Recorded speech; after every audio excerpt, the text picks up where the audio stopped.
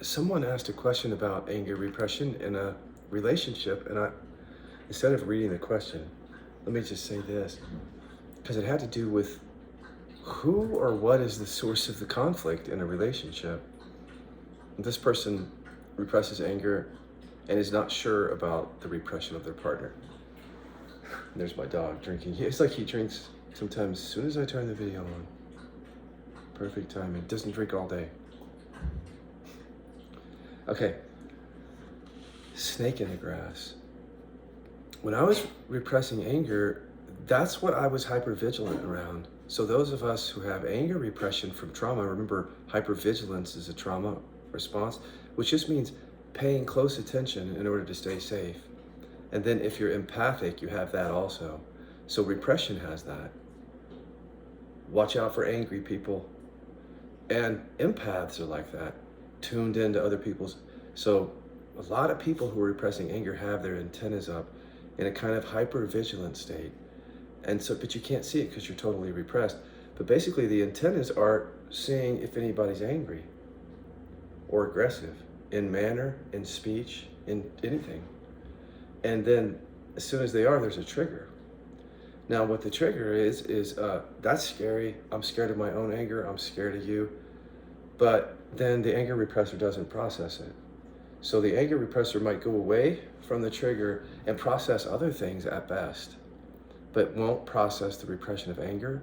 So that person then comes back to the relationship still storing anger. The anger is unprocessed around that last trigger and any of the other ones. So the anger repressor, what I was doing, I was like a snake in the grass.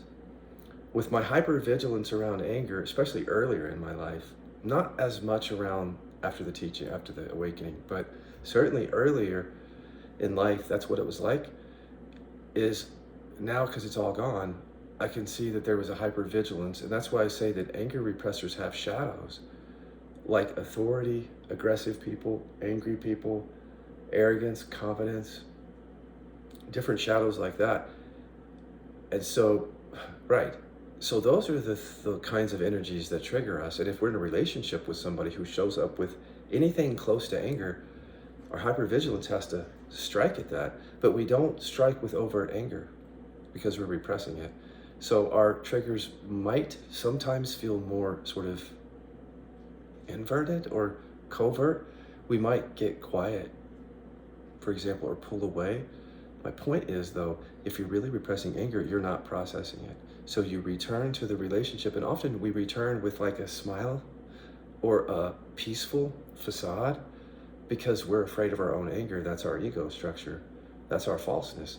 So we come back to people with that people-pleasing, or at least it looks like I'm not angry, and that's confusing to others because they can even feel manipulated sometimes, even if they can't articulate it, because when there's a trigger, first of all, the people that were in relationship with us, anger repressors, they're having difficulty gauging anything about us because, again, we're not letting them know when we're angry. So if I'm in a relationship with someone who represses anger, I don't know when they're angry because they won't say it. I might try to see it, but they won't talk about it, they won't address it, and they won't process it. And so I don't even know how they're getting triggered with me, for example, because I don't repress anger, let's say. So I'm not understanding that any anger that I have or aggression is a trigger for the anger repressor. So the anger repressor is getting triggered by me in ways that I don't know because the anger repressor is not aware of the repression. And the person here that's in a relationship with them is not aware of the repression because it's all repressed.